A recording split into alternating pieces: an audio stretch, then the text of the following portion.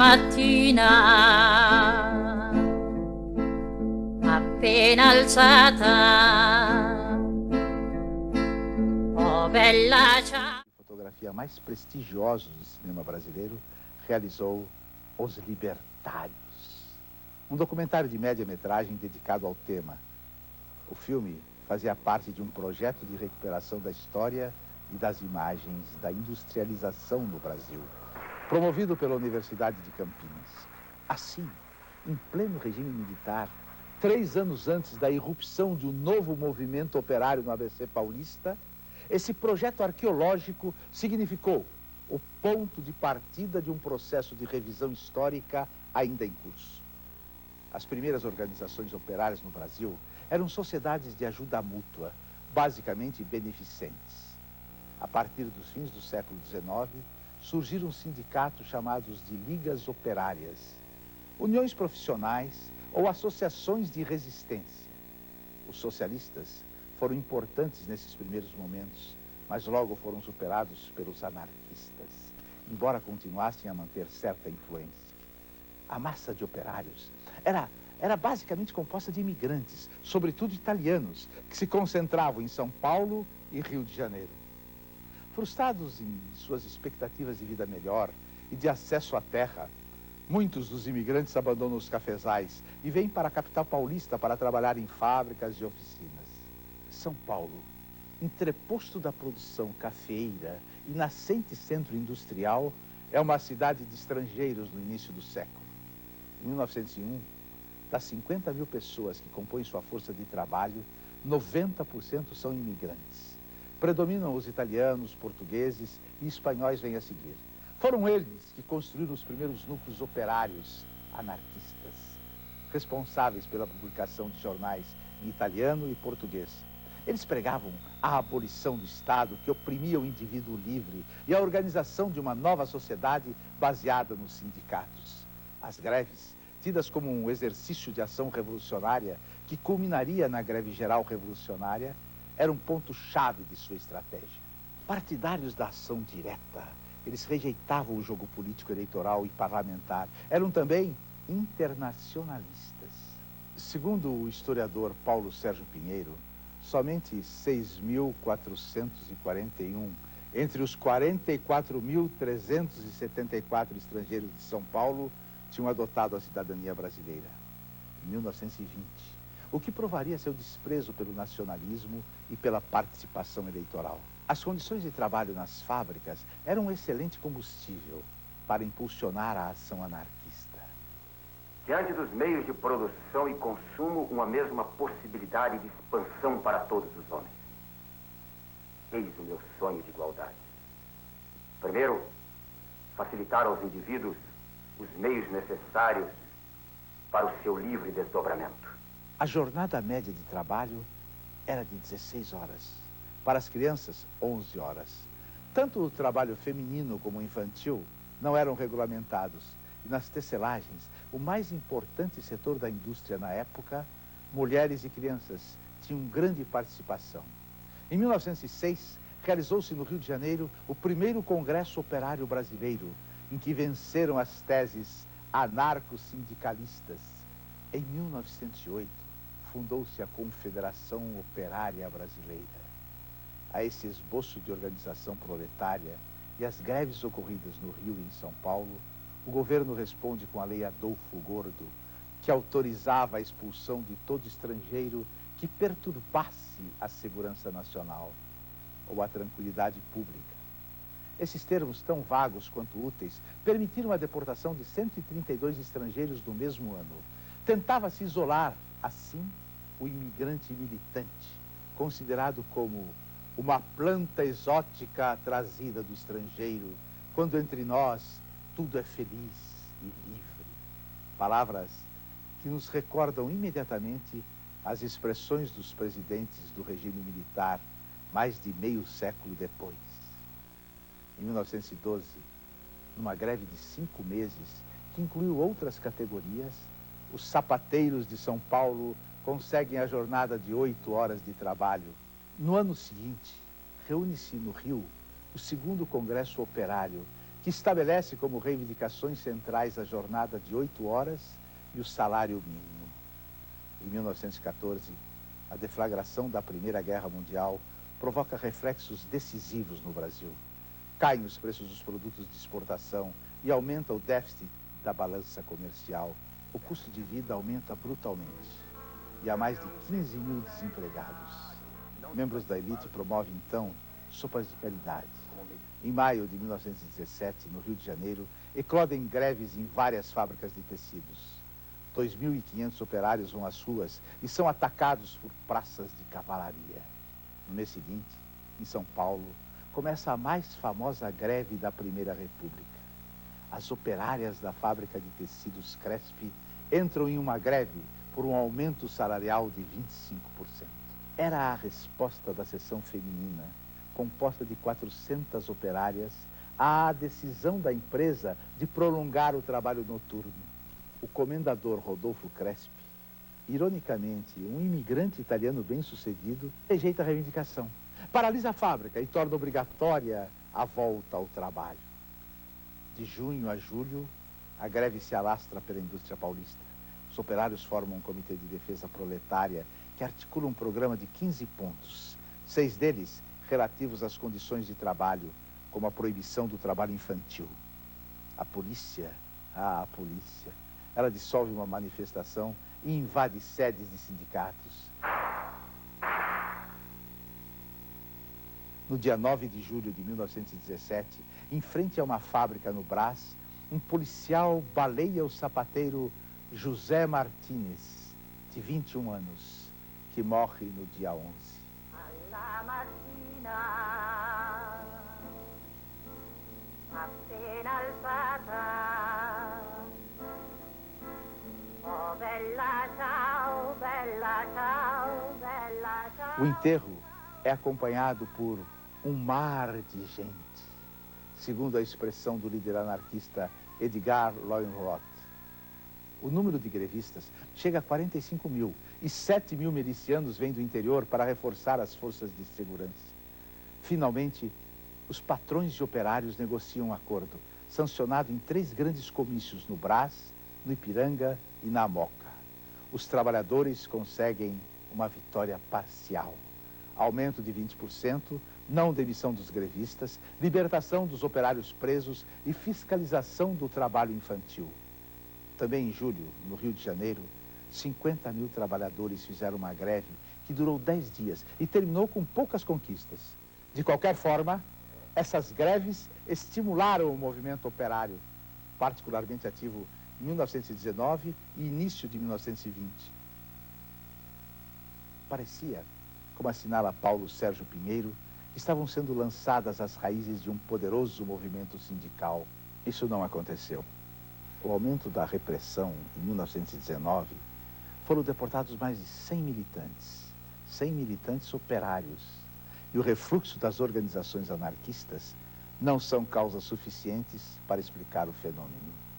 O certo é que em março de 1922, com a fundação do Partido Comunista do Brasil e o início das crises finais da República Oligárquica, abre-se outro capítulo na história do movimento operário. Os anarquistas dizem muito bem, a liberdade, quando se conquista, quando a gente diz sou livre, é porque não é mais. O anarquismo mais puro, vamos dizer assim, né? Na verdade, privilegia a questão da revolução.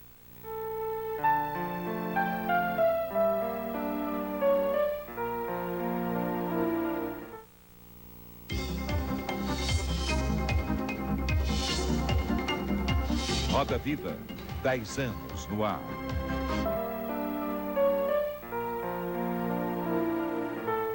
Em que contexto histórico e com quais princípios nasce a doutrina anarquista? Bom, é uma resposta um pouco complexa e extensa, mas resumindo, o movimento anarquista nasce junto, no bojo do movimento socialista como um todo, né?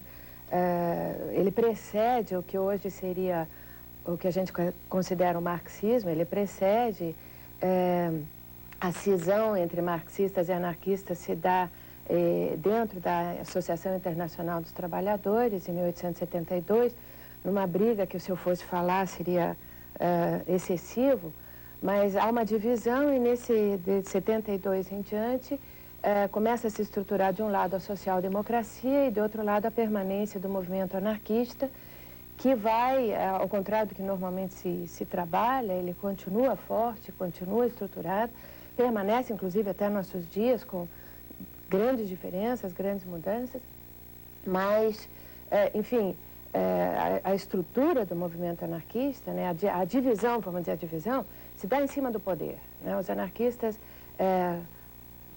lutam, batalham e têm como princípio fundante mesmo do anarquismo a destruição de qualquer vestígio do poder.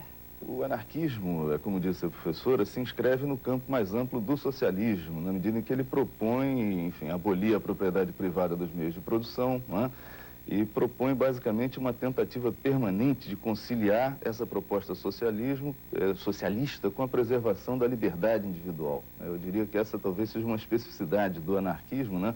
Essa tentativa permanente de conciliar o socialismo com a liberdade, com a autonomia do indivíduo. Inclusive a concepção de militância do anarquismo é uma concepção de militância a partir de uma opção de soberania individual, né?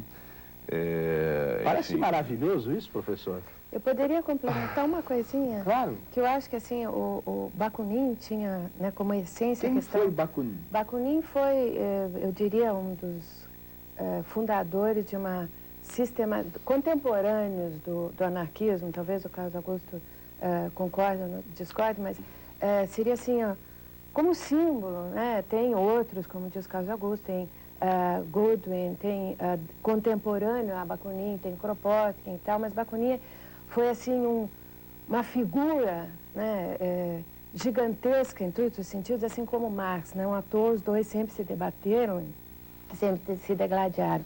Mas nessa questão da liberdade, né, o movimento anarquista, eu acho que dentro do bojo do socialismo, ele tem a liberdade como ponto de partida, né? Ele inicia com a conquista da liberdade, não é conquista, porque os anarquistas dizem muito bem, a liberdade, quando se conquista, quando a gente diz sou livre, é porque não é mais.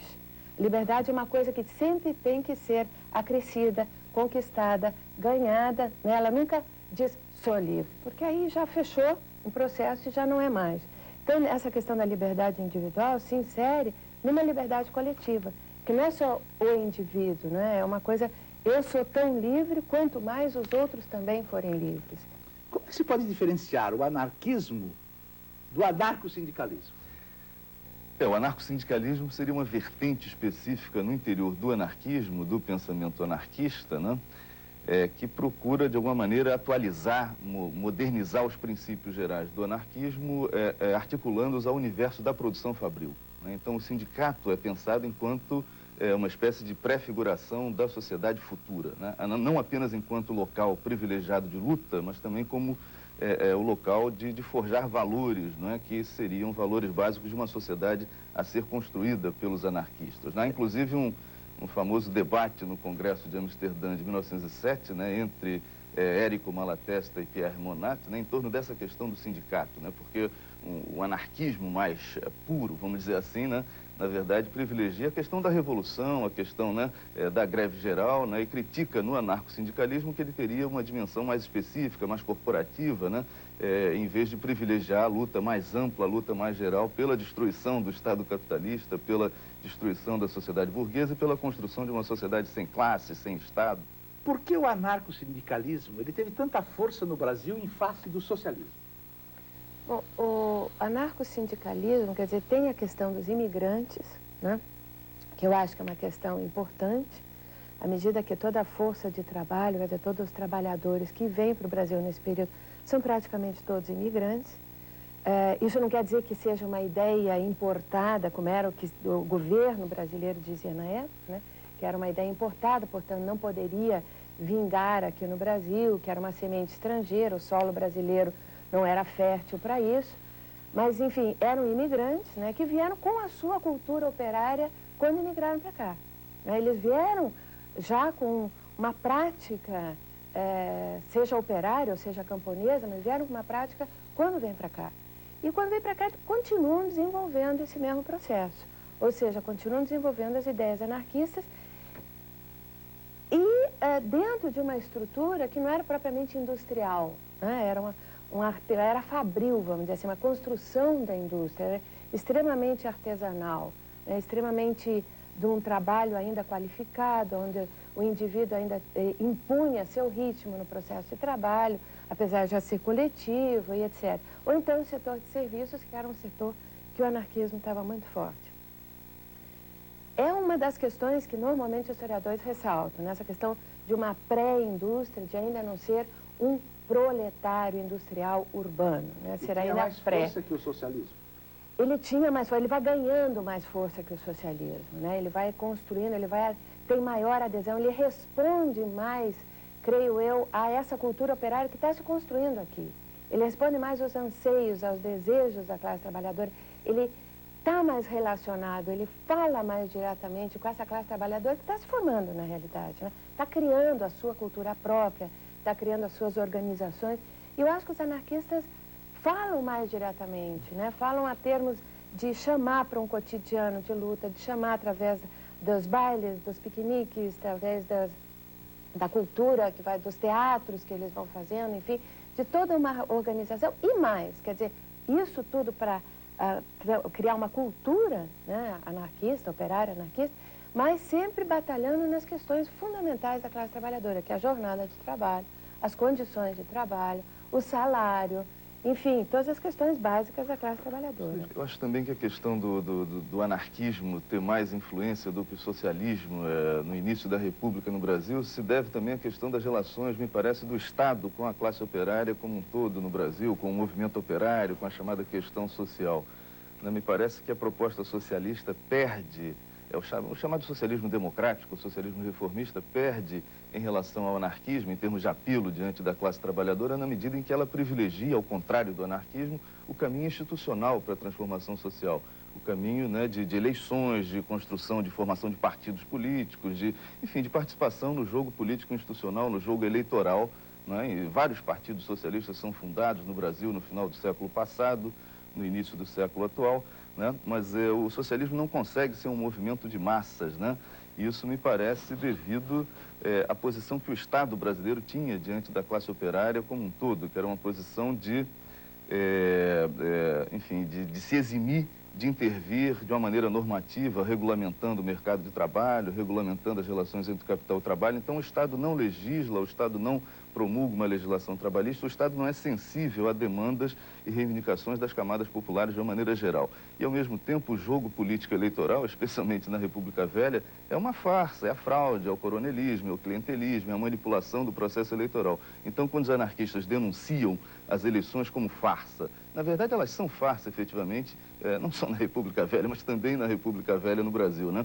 E os socialistas pregam isso, tentar eleger parlamentares, tentar fundar partidos políticos. Os anarquistas negam radicalmente a possibilidade de participar desse plano da política institucional. Então eles pregam que a ação direta, a greve geral revolucionária, a luta econômica, a luta ideológica, isso me parece que consiste num apelo mais mobilizador para a classe trabalhadora urbana brasileira nesse período. Como disse a professora, composta por imigrantes, né? Há uma perspectiva internacionalista muito forte do anarquismo, então me parece que por isso também ele consegue ter mais penetração em termos de massas urbanas do que o socialismo no Brasil nessa época. As bases do movimento sindical nos anos 10 eram sólidas. Qual era a taxa de sindicalização no Rio e em São Paulo? As bases sindicais, quer dizer, o sindicalismo estava se construindo, né? Eu não poderia dizer que seja uma coisa sólida nos parâmetros que hoje nós temos como sendo o que é o sindicato, né? É uma classe trabalhadora, como eu falei, em formação, né? Portanto, criando suas formas de organização. E sempre o processo de criação é um processo que já não nasce pronto, né? Tá criando, ela está se formando, né? É uma classe trabalhadora, portanto, frágil nesse sentido de finalização, né? E necessariamente sua organização, sua representação frente à sociedade, e como diz bem o professor Carlos Augusto, frente a um Estado que é omisso em relação a ela, né? O Estado é absolutamente omisso, né? Ele não olha sequer para a classe trabalhadora, ele não enxerga, né? Não existe classe trabalhadora, não existe relação de classe. A relação capital-trabalho é uma relação em construção, né? Professora, relacionando isso com hoje no Brasil, fala alguma coisa sobre isso. Dá para relacionar hoje e esse ontem? Eu acho que hoje é um outro momento extremamente diferente, né? Porque esse hoje também é muito extenso. Eu acho que nós temos um marco do nosso hoje, que é 78, que é o chamado novo sindicalismo, que pese as questões dentro da historiografia, se é ou não é, mas não vem ao caso. Mas eu acho que hoje, né, nós temos um sindicalismo de uma classe trabalhadora, proletária, urbana, plena. Eu diria assim, não sei se Carlos Augusto concorda, mas eu diria nesse Claro termo. que não. Entendeu? Eu acho que é um sindicato que está lutando em todas as vertentes, né? Tem todas as vertentes do socialismo, das esquerdas, ou mesmo não tão à esquerda. Ele está crescendo, sem dúvida alguma. Está crescendo, está ganhando. Ganhando o que você entende como ganhar?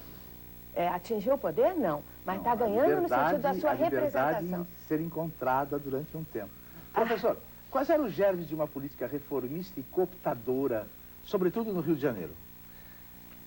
Esses germes podem ser encontrados basicamente na Primeira República, nos primeiros governos militares, um esboço, um embrião, e depois no governo Hermes da Fonseca, que não por acaso também era um presidente militar, não é?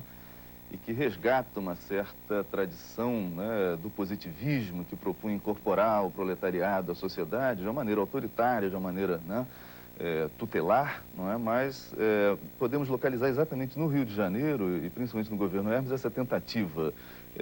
Durante esse governo é realizado um congresso em 1912, né, supostamente um congresso operário, que os anarquistas vão chamar de Congresso Pelego, né, porque é um congresso realizado no Palácio Monroe, né, então sede do Senado Federal brasileiro, né?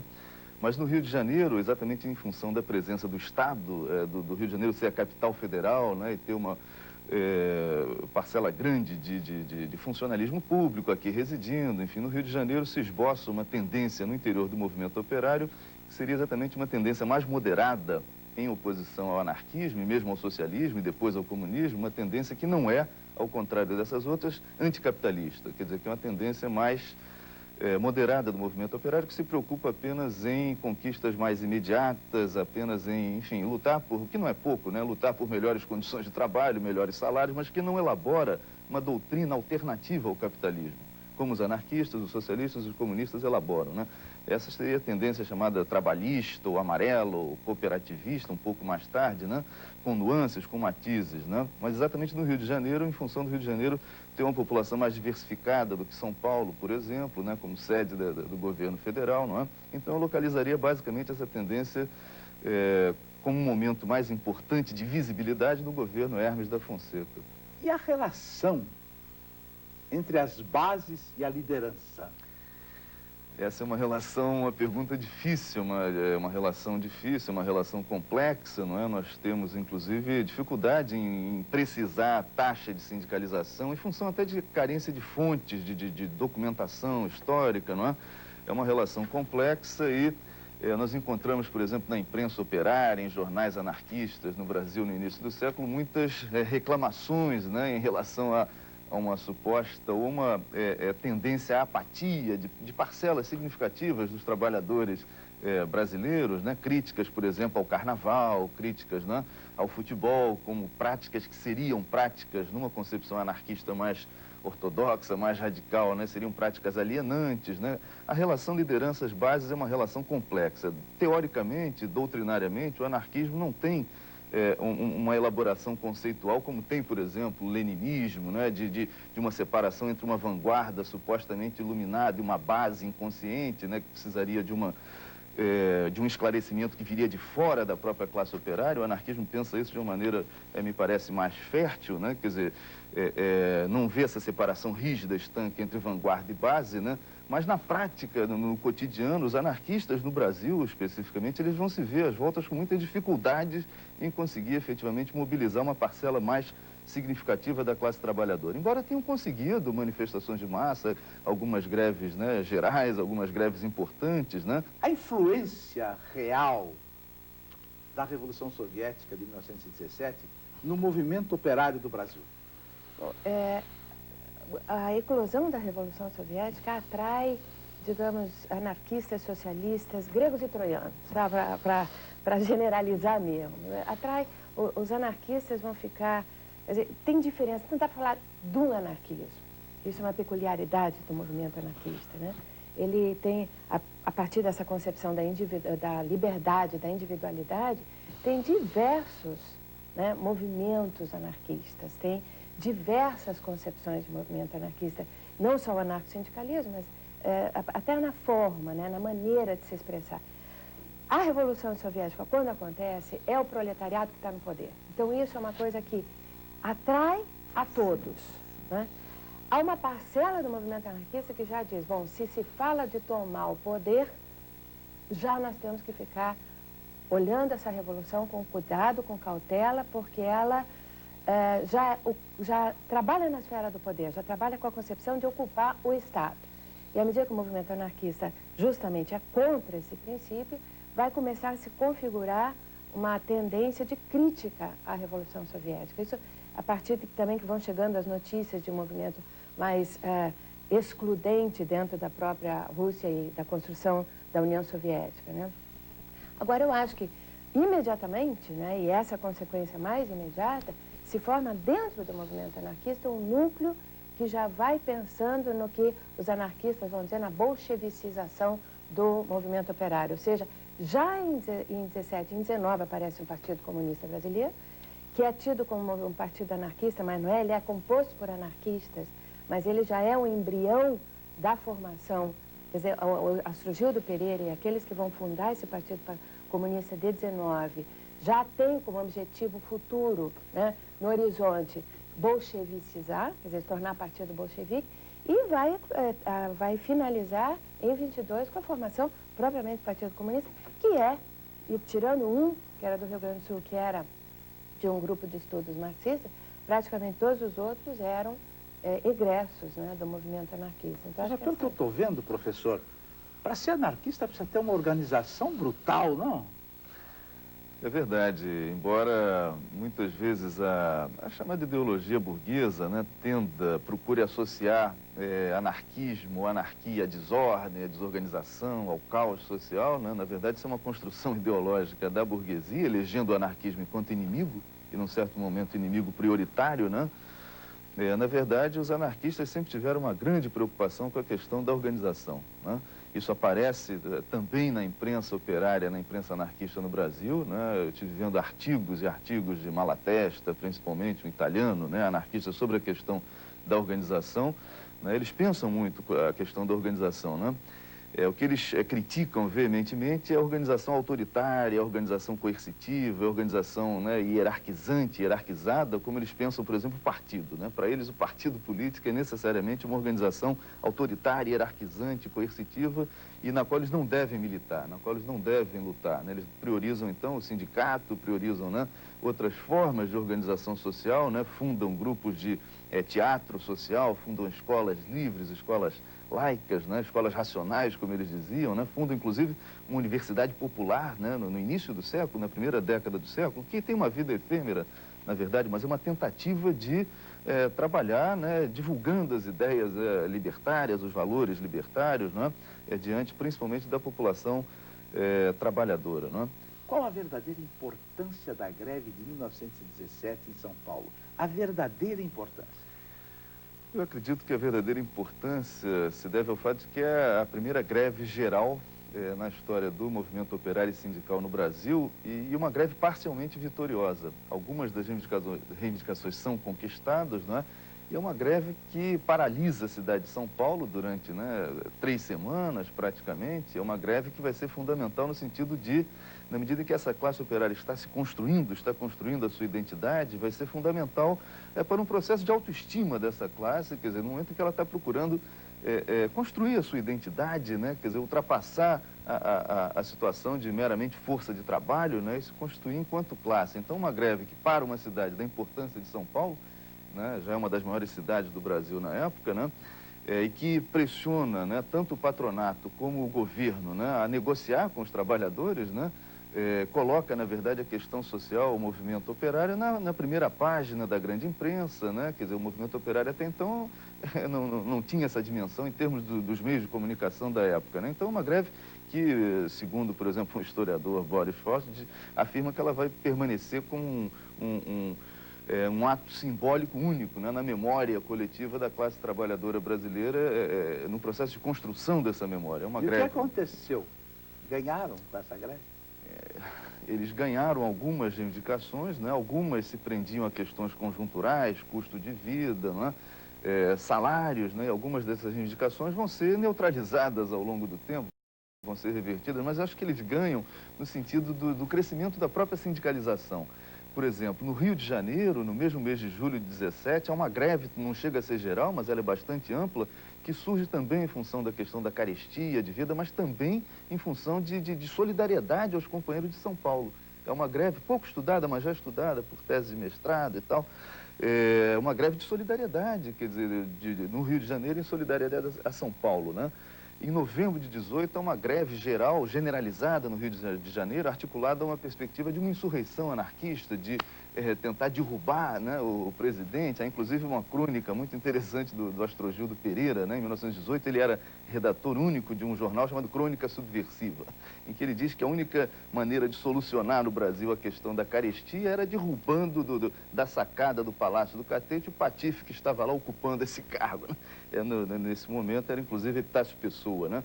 Nós temos assim no Brasil, nós conhecemos uns 4 ou 5 trotskistas. Existem 4 ou 5 anarquistas brasileiros hoje? Hoje existe um movimento anarquista, sim, sem dúvida. Em São Paulo existe um Centro de Estudos Libertários, que é dirigido por Jaime Cubeiros, que é uma figura fantástica. Cubeiros? Jaime Cubeiros, é um centro de estudos Eu libertários. dirigi o Teatro Mazzaropi, lá no Brás. É no Jaime Brás. Cubeiros foi lá. Centro de Cultura. Ele queria apresentar debates libertários, tudo libertário. Eu falei, pode fazer, vamos ver o que acontece. Mas não ia ninguém a não ser ele e o irmão. Pois é, ele é um filho de espanhóis, né, sapateiro, enfim. Ele é uma figura tão fantástica que ele é convidado para banca de dissertações de mestrado na Unicamp. Com notório saber, porque, afinal de contas, ele não é um acadêmico, né? Falaram tanto que os anarquistas queriam essa formação da cultura operária, essas escolas livres, o teatro.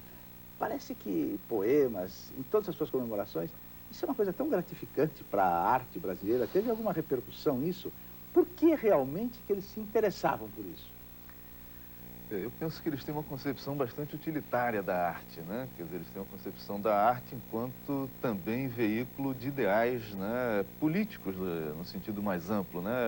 Basicamente, a arte deveria servir à revolução, né? Quer dizer, então, inclusive, há muitos contos anarquistas e peças de teatro, né? Quer dizer, eu acho que sempre a arte tem que servir para a revolução. Perfeito. Eu também acho. Mas é muito estreito esse nexo, né? Quer dizer, a ideia de arte também enquanto proselitismo mesmo. Quer dizer, inclusive, geralmente as peças são bastante esquemáticas, né? Você tem o operário revolucionário, você tem o operário que ascendeu socialmente, trai a classe, se torna aliado da burguesia e tal, né? E sempre é a proposta de pregar a revolução social, né? Pregar, e a arte funcionar, então, enquanto um elemento que iria ajudar a forjar novas consciências, né? Novas... enfim, uma nova visão de mundo, né, anticapitalista, revolucionária, né? Então a concepção é bastante pragmática da arte, né? Como é que se explica esse refluxo do movimento sindical depois de 1920? No Brasil, especificamente, acho que, quer dizer, tem um descenso do movimento operário, acho que vinculado, inclusive, a um processo de repressão política, principalmente no governo Bernardes, que, por sua vez, essa repressão tem a ver, por um lado, com a própria fundação do Partido Comunista, mas mais ainda com a eclosão dos primeiros levantes militares, que vinham a ser conhecidos como movimento tenentista, né? Os 18 do Forte, no Rio de Janeiro, em 22, 24 em São Paulo, né? Os militares chegam a tomar o poder por algum tempo, o prefeito foge da cidade, principalmente a coluna Prestes, de 25 a 27, que percorre o interior do país sem ter sido militarmente derrotada, né? Então o governo Bernardes é um governo que praticamente todo ele transcorre sob estado de sítio, né? É inclusive considerado pelas oposições como um governo tirânico, né? Então é claro que isso incide também sobre o movimento operário. Você tem uma repressão mais forte ainda sobre o movimento operário, com fechamento de sindicatos, empastelamento de jornais, enfim, né? Então você tem um refluxo do movimento operário e, ao mesmo tempo, você tem, por outro lado, também a fundação do Partido Comunista, né, que rapidamente se torna ilegal, né, e vive na clandestinidade. Há uma disputa também crescente entre comunistas e anarquistas pelo controle, né, de uma maior influência sobre os sindicatos, sobre o movimento sindical, né? Mas visivelmente a conjuntura de maior ascenso do movimento operário no Brasil na chamada República Velha, Primeira República, ao final da década de 10, né? 17 a 20, né? Com grandes greves, e nos anos 20 o movimento entra num descenso realmente. Até fazendo um gancho com o que o Carlos Augusto comentou no primeiro período, né? Que o governo, quer dizer, o movimento socialista, vamos dizer assim, não penetra pela questão política eleitoral, né? Eu acho que nesse momento é o inverso que acontece, né? Acho que começa um partido, em relação propriamente aos anarquistas, eu estou falando, não ao movimento operário, mas aos anarquistas. Começa a surgir um partido que aparece, né, e essa era a palavra do Partido Comunista, ele aparece para falar pela classe trabalhadora, parece a exercer, a dizer à classe trabalhadora o que fazer e, por outro lado, ser o porta-voz da classe trabalhadora frente a um poder institucionalizado. Por outro lado, a questão da representação começa a ganhar um conteúdo mais importante, mais presente dentro da sociedade brasileira como um todo e para a classe trabalhadora também.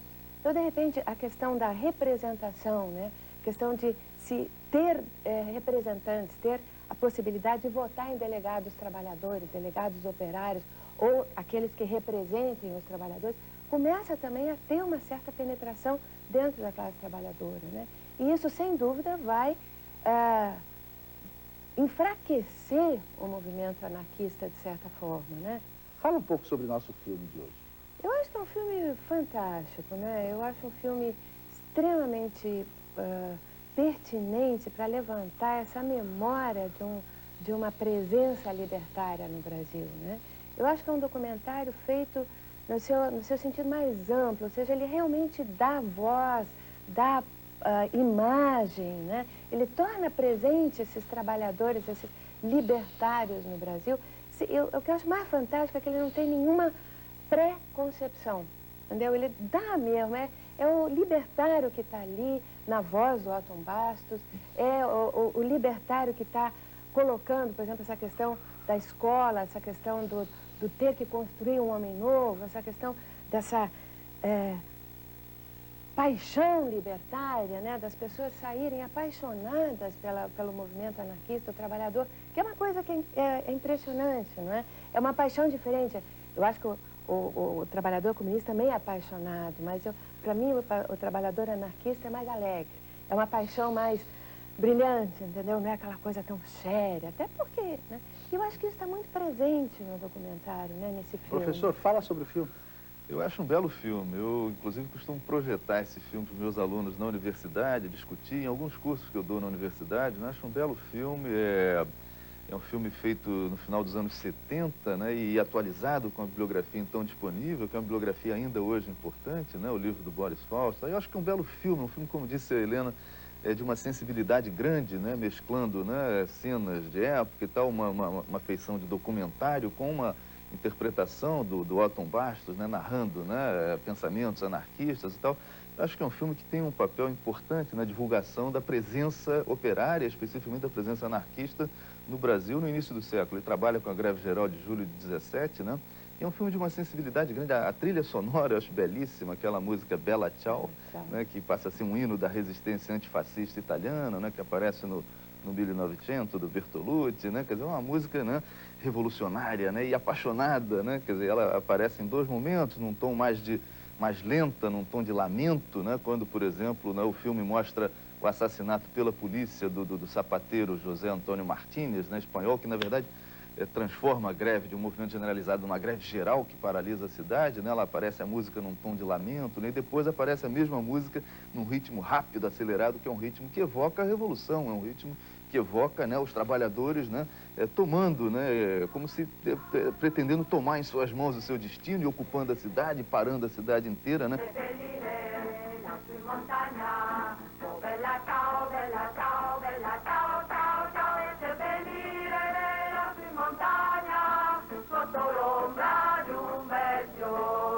Professora, por que os trabalhadores brasileiros, na maioria ex-escravos, descendentes de escravos, por que eles não foram incorporados a essa indústria nascente? Bom, tem tudo a ver com a própria estrutura da escravidão, né? A escravidão é não vê o ser humano escravo como um ser humano, propriamente dito. Ele vê como uma coisa, como uma mercadoria, como algo que pode ser transacionado e, portanto, trabalha em condições de pressão, de repressão, mas principalmente essa concepção de não ver como uma possibilidade de mudar a estrutura de trabalho, de ser incorporado à sociedade brasileira, ser incorporado à força de trabalho brasileira, enfim, de estigmatizar o escravo afro-brasileiro da sociedade brasileira. Quer dizer, não é incorporado, não é absorvido, não é transformado num cidadão em que pese que a questão da cidadania era absolutamente frágil no período. Né? Na verdade, a imigração estrangeira é uma questão ao mesmo tempo quantitativa e qualitativa. Quer dizer, ela vai viabilizar, através de centenas de milhares de trabalhadores, a expansão, a continuidade, o aprofundamento da expansão da cafeicultura, em São Paulo principalmente, e vai viabilizar também o início do processo de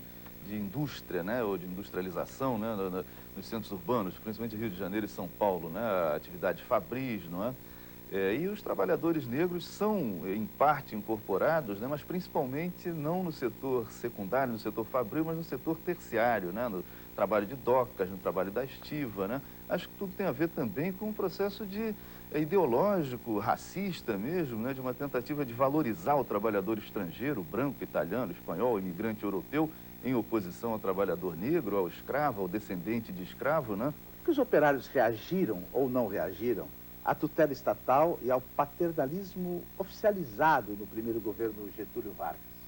Essa questão da oficialização é importante porque, na realidade, esse paternalismo, né, já era uma coisa que estava se gestando, já estava organizado, vamos dizer assim, na década anterior à década de 30, propriamente dita. Né? E os trabalhadores, a um primeiro momento, né, eles vão ser absolutamente...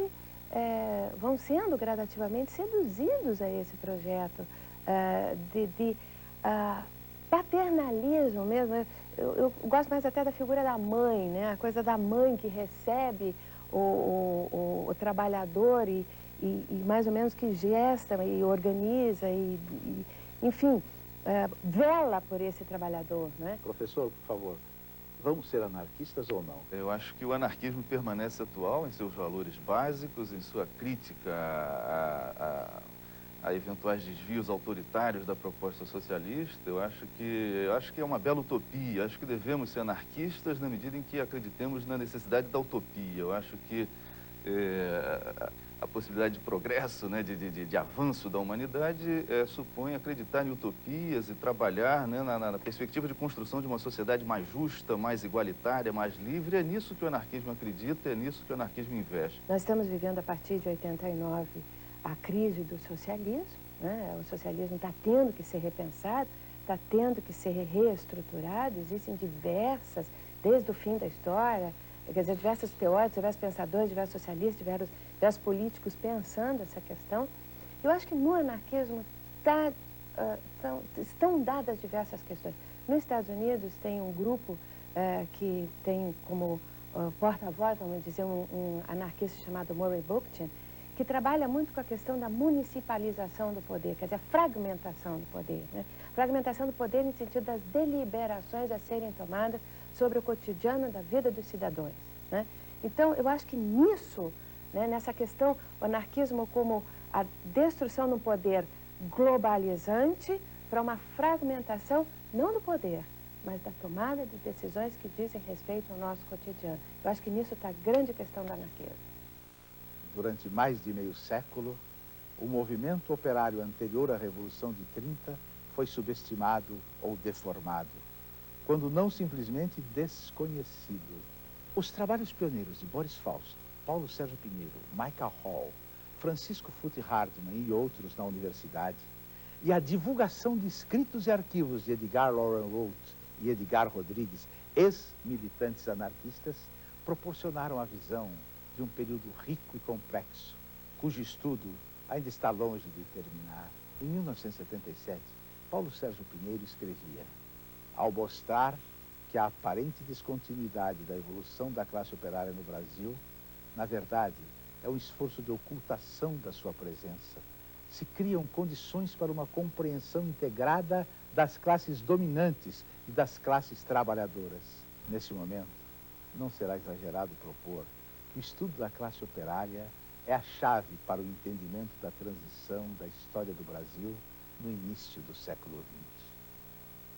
O esforço de ocultação continua, porque ontem, como hoje, o que se quer negar é uma história plena de conflitos, afirmando no mesmo passo uma tradição de cordialidade, bons modos e macia integração. E voltando para o Brasil, eu saí um pouco à procura disso na história brasileira.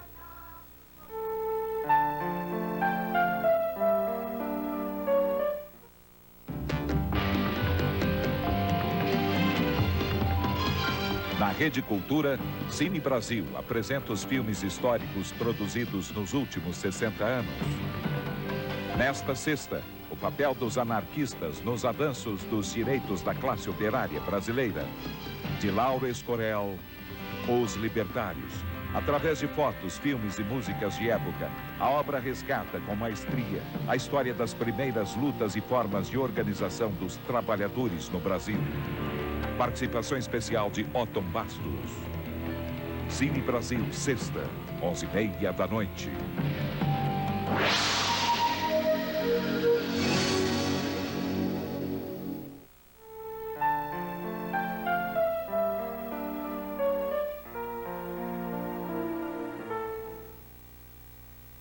Os Libertários é um filme que foi, digamos, concebido e realizado na década de 70.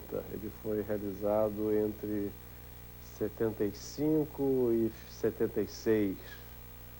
E naquela época eu estava voltando, eu tinha morado no Chile, tinha vivido lá na época do governo Allende, tinha tido muito contato, né, com a presença, digamos assim, do movimento operário na cena política. E voltando para o Brasil, eu saí um pouco à procura disso na história brasileira. E era uma época onde a história, digamos, do movimento dos trabalhadores estava completamente, digamos, esquecida ou adormecida. E então eu achei que estava na hora, digamos, de tentar resgatar essa história. Dentro da Universidade de São Paulo, na Unicamp, na USP, algumas teses estavam sendo escritas sobre essa mesma questão. E eu aí comecei a procurar as pessoas que tinham escrito esses livros. Por exemplo, o Boris Fausto foi uma pessoa que me ajudou muito. E imediatamente eles me indicaram que na Unicamp, que tinha acabado de adquirir o arquivo Edgar Leonreuth, que é um arquivo de jornais de um velho líder anarquista, que tinha uma documentação riquíssima, que ali seria talvez o lugar onde eu pudesse encontrar mais subsídios para a ideia do documentário. E quando eu, digamos, me aproximei do professor Paulo Sérgio Pinheiro, que nessa época trabalhava na Unicamp, ele imediatamente achou ótima a ideia, ele estava interessado na questão da história oral e tudo isso, e ele disse, não, vamos criar um projeto que a gente possa expandir o arquivo e fazer o seu filme. Eu queria fazer um filme só de fotografia. Então, encontrar materiais filmados. E aí, já no corpo do projeto, com o respaldo da universidade, nós fizemos contato com as famílias, digamos, dos empresários paulistas, né, tradicionais, os Crespes, os Matarazos, o pessoal lá do Hermílio de Moraes, na Votorantim. E aí eu não sei, olha, se eu te contar o sem número de vezes que eu fui à fábrica do Matarazzo, ao Cresp, a Votorantim, atrás de filmes, e porque sempre você ia, primeiro eu ia procurando fotografias, aí conversava com o funcionário que me mostrava alguma coisa, eu acho que tem uns filmes que passavam aqui, e aí você, quer dizer, aí eu, então vê se acha para mim, aí voltava no mês seguinte e tal. E assim, aos poucos, nós conseguimos localizar 3 filmes, os filmes da família Matarazzo, dos Crespi, e principalmente o da Votorantim, que é um material que enriqueceu demais o documentário e acho que trouxe a público, talvez, pela primeira vez, algumas imagens que tem no Libertários, de trabalhadores nos anos 20, eu tenho certeza que passaram no cinema pela primeira vez no filme. Não, quer dizer, naqueles anos, digamos, o movimento operário era, digamos, um tema tabu, né? Quer dizer, era sinônimo de subversão. Então, você querer fazer um documentário sobre as origens do movimento operário, digamos, no mínimo, cheirava a provocação, né? Quando o documentário finalmente ficou pronto, eu apresentei, digamos, o trabalho a um grupo ao qual eu estava vinculado. E a primeira reação foi: não pode aparecer o nome da universidade junto com o filme. A Cinemateca do MAN também, que me ajudou a fazer o filme, um dos funcionários me disse: não pode aparecer o nome da Cinemateca no filme. Todo mundo, ninguém queria ser pai da criança. Mas aí o filme passou e ganhou a Margarida de Prata, digamos assim, 2 meses depois. E esse foi um prêmio extremamente importante para mim. Talvez um dos prêmios que eu ganhei, acho que é um prêmio que eu mais gostei de ter ganho, porque legitimou imediatamente o filme. Quer dizer, o filme, então, ganhou a Margarida de Prata, saiu em todos os jornais, etc. E o filme aí virou um pouco, como é que eu posso dizer assim, ele começou a andar pelas próprias pernas. As pessoas começavam a pedir o filme para ver, e aí o filme começou a passar em universidade, sindicato, quer dizer, o filme começou a ser veiculado, porque foi, assim, o primeiro filme tratando dessa questão. Logo depois, assim, 1 ano ou 2 anos depois, Renato Tapajós fez uns filmes, depois começou o movimento do ABC em São Paulo, surgiu o Partido dos Trabalhadores, e aí, digamos, esse tema virou, digamos, ficou mais frequente, vamos dizer assim, no cinema. Não, eu acho que tem que ser, acho que é importante situar o filme no tempo, quer dizer, eu acho que o filme deu uma contribuição, digamos, à cena política num determinado momento. Hoje nós estamos vivendo outra realidade, então acho que esse distanciamento é muito importante. Por outro lado, inúmeras questões que o filme aborda, né, quer dizer, são questões que ainda estão, né, quer dizer, a gente ainda tem uma questão social por ser resolvida, e se o filme servir de ponto de partida para uma discussão sobre essa questão social, eu acho que o filme continuará vivo e continua valendo passar o filme.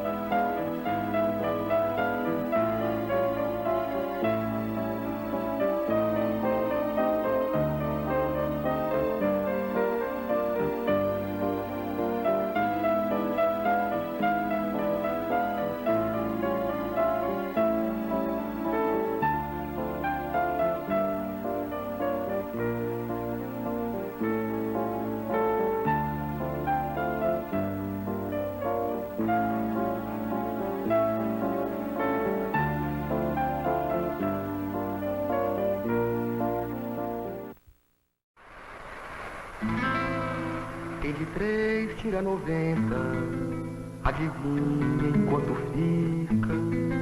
Essa conta é que atormenta, que enfesa e mortifica os pobres dos proletários neste jogo de entremês. Ganham 6.000 réis diários, gastam 300 por mês. Ganham 6.000 réis diários, gastam 300 por mês. Quem de 3 tira 90, adivinha enquanto fica.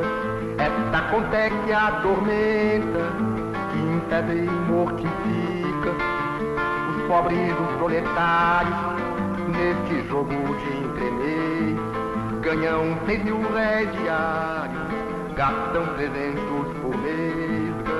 Ganham 6.000 réis diários, gastam 300 por mês.